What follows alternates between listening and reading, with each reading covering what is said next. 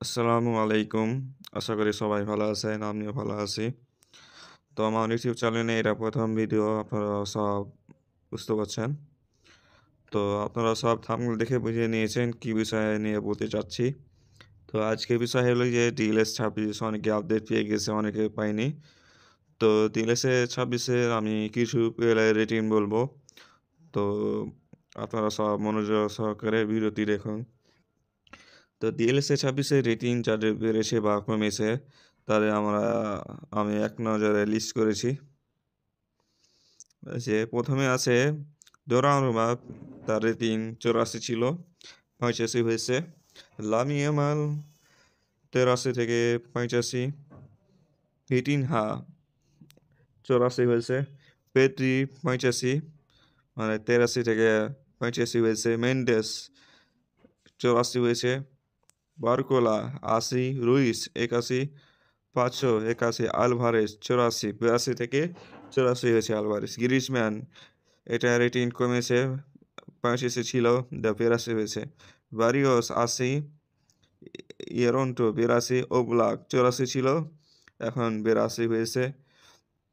হারেন Torres ৮০, বালদে ৮০, কিউবাসি ৮০, ডিজন ৮৩, same আছে। এমবুয়েমা ৮০, কুকুরেমা ৮০, জেমেস ৮০, মানে জেমেসের rating বেশি ছিল, তা পরে রেটিং কমে গেছে, পারফরমেন্স নাই। হার্টস ৮৩, এর রেটিং বেড়েছে। ফ্রিম্পম ৮০, সবোজলাই ৮২, গ্যামেনবাগ ৮২, কনাতে ৮১, ডিমবেলে ৮৬।